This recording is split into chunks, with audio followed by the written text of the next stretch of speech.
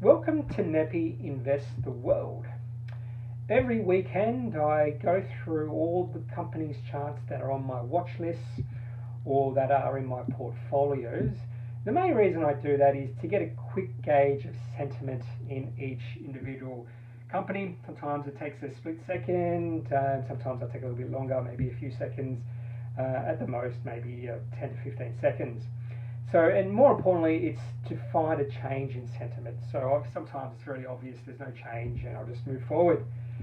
There is this quote that's been attributed to Benjamin Graham. In the short run, the market is a voting machine, but in the long run, it is a weighing machine.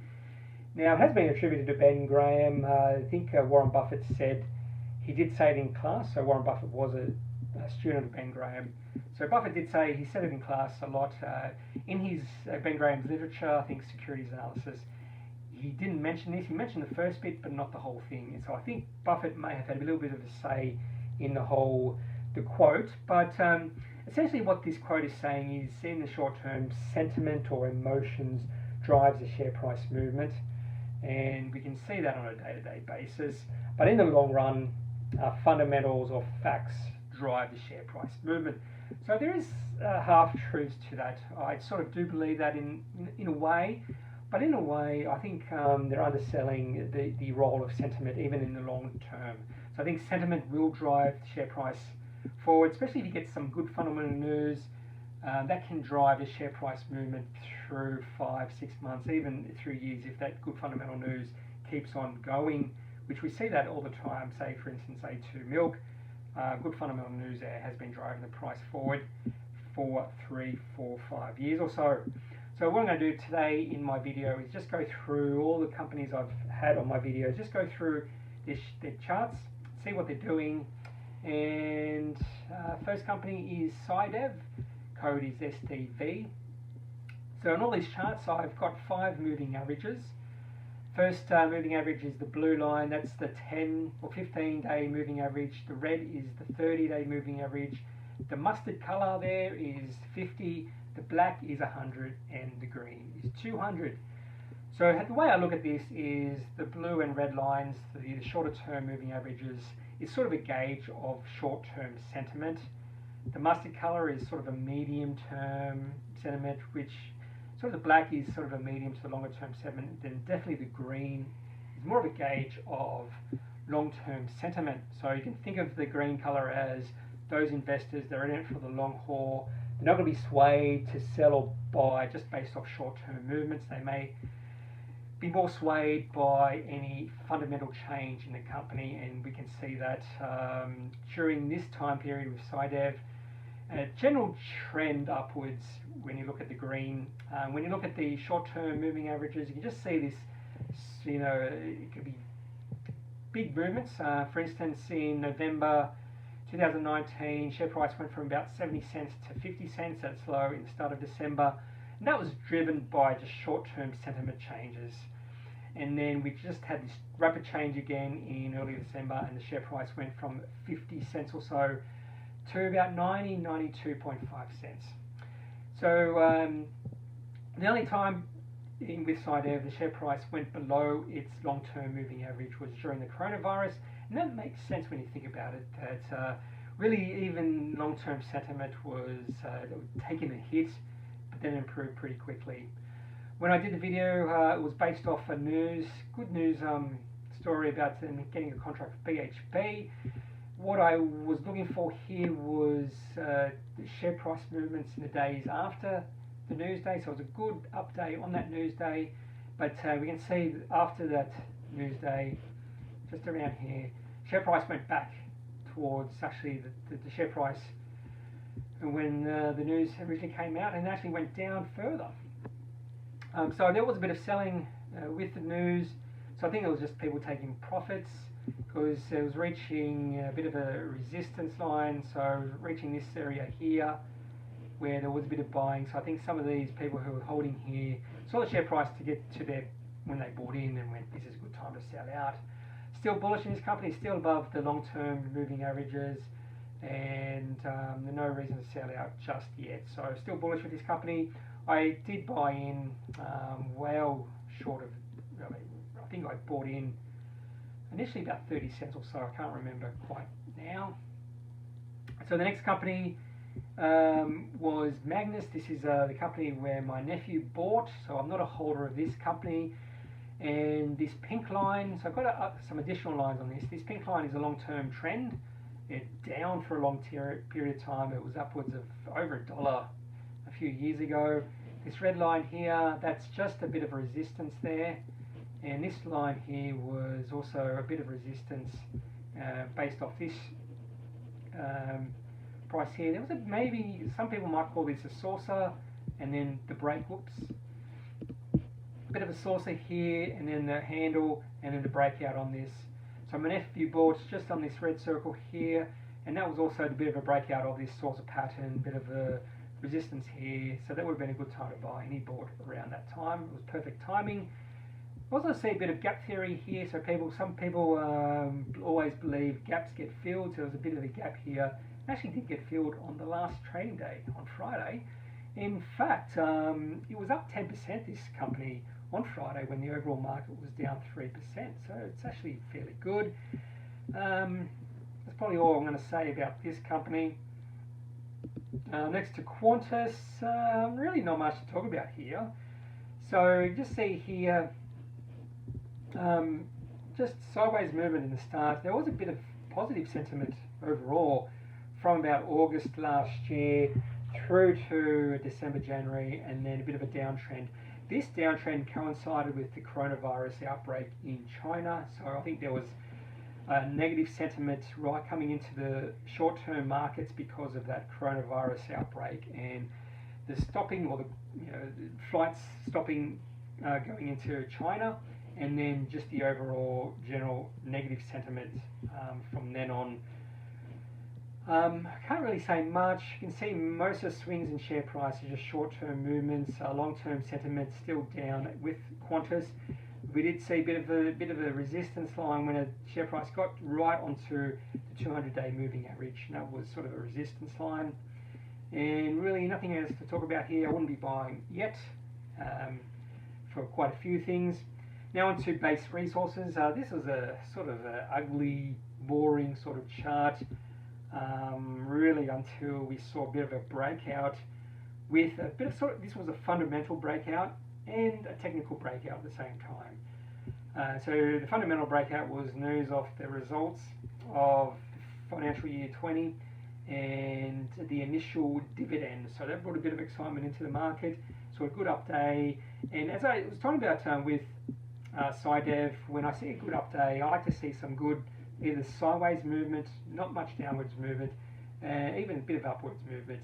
And we've seen after that breakout, the share price of base resources has gone up, and it's performed quite well. It's now at 18-month high, so it's looking fairly good at the moment, base resources. And I think that 8 cents dividend, that fundamental news, will help support the share price moving forward. A2 Milk, one of my favourite companies. I'm going to go back to last year. So once their results were released here, there was a bit of negative sentiment coming into the market just because they don't release any guidance for the upcoming year when they release the results in August. So we've seen increase in shorting, increase in negative sentiment, and then the share price gets to its minimum, the low point just before the AGM. And then the AGM, they released some guidance, and the last 2 years the guidance has been positive. So that's been a rapid change in sentiment there, and we just see that from the AGM all the way up until now, share price has been going forward. They held well. A2 Milk held really well during the coronavirus because their business is not impacted. But also got a resistance line around 20 cents, a whole number resistance line. It's hit it quite a few times, 1, 2, 3, 4 times, and bounced off it. And then it's sort of rolled over the share price. Again, I don't know why it's just got forward there. Again, the share price has come back a bit. This could be coming back to what we saw last year. Short selling's increased. We're starting to get around a good time to sell. I would probably, if I wasn't a holder of this, I'd probably hold off until we get into late October, November, just to see what happens with the share price. It could get as low as maybe $14.50. If it gets to that point, I might actually buy some more. But I think a positive outlook with this company. I can't see them, really. I would say they'll be looking forward to maybe 30% growth, just like they've been doing in the past. So long term, I am bullish with A2 Milk. You can just see the 200-day moving average. The share price is around those levels, but long term, I am bullish. So no reason to sell out of this just yet. Next company is TPC. I'm a little bit nervous because of liquidity issues with this company and just the quick rise. Typically, I'd probably sell out of this company, but I'm going to hold this as a long-term hold just because maybe because they have got a dividend. But they are a price taker market. So I bought in around 95 cents. And one of the reasons I bought was increasing liquidity. So even though I do have concerns of liquidity, we have seen increasing liquidity. Share price has gone up. It's held well on the news of a dividend and good results. So it's held well here around $1.60, between $1.50 and $1.70. It's held well there. So I'll just hold to see what happens in the future. This could run a fair bit over the next year or so. So there's no point selling out just yet. And my sell price is fairly low too. So I think this will be a hold for now. Not sure I'd buy, but definitely a hold for me. Costa Group is a classic turnaround story. Negative news throughout the last 2 years or so. Seen the share price go from about $8 all the way down to less than $3. And you can just follow the green line here. Change in sentiment happened around late 2018. I would have been out by then. There was a double top and bad news. You see this massive drops in share price a few times through 2018-19. No reason to buy in at any point here. A lot of people would have been buying in because they would have been going. Problem is humans recency bias. So when we see a share price drop, we know the share price was a high level a few months ago, and we go, this is cheap now, I'm going to buy in. Not necessarily so. There's no point buying until you see a bit of a trend change. From about February on, we've just seen the share price of Costa Group just go sideways. That's good news. It's sort of consolidating, and then in the last week or so, we've seen a breakout based off two things. Fundamental news has driven this breakout, and technically has added weight to this breakout too. So we've seen increased volume, breakouts. There's a bit of resistance at that level. That red line there was resistance. So it went to that line twice in the past few months. It hasn't broken out, it's gone back. And we've broken through that resistance line based off good fundamental news. And so with the technicals, I did buy in around that breakout. So moving forward, unless we get a big sell-off in the overall markets, looking forward to Costa Group going up over the next, hopefully as long as possible. My selling strategy with this Costa Group is only sell out when sentiment changes again. So I'm just going to hold and wait till that sentiment changes. So this is a really good chart, this one. Altium, no signals at all. This is just a really sideways movement, nothing to get excited at all with this chart. I'm not going to really linger too long. And then the last one is AVA Group. This is lower market cap than CGC, Costa Group, but sort of the same sort of signals here. So a breakout, just like the CGC. We've seen good increase in volume, but it's based off good fundamental news. Profits is profitable, and we've gone through a multi-year high, some resistance levels. I did want to see a sort of a pullback, so it did get to about 30 cents, 31 cents. I want to see a pullback to around 26 cents, and it definitely did that on Friday. And on Friday, went down to about 25.5 cents and then rebounded off that. So it's performing beautifully at the moment, AVA Risk Group. Now management just has to perform. with good fundamental news, some good news stories, and this is just going to keep going up for as long as possible. It's cheap, in my opinion, so I'm going to hold as long as possible with this company, and hopefully management can perform, and we're going to see a massive multi-bagger with AVA Risk Group.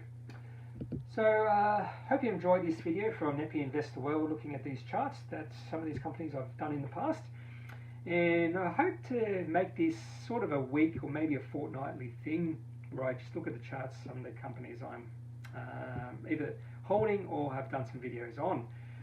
So just a reminder that I'm not a financial advisor, so I'm not an expert. If you do need financial advice, make sure you see a professional, and hopefully they can help you on your journey in the investment world. So that's it for today. Hope you've had a good look at what I do, and until next time, talk to you later.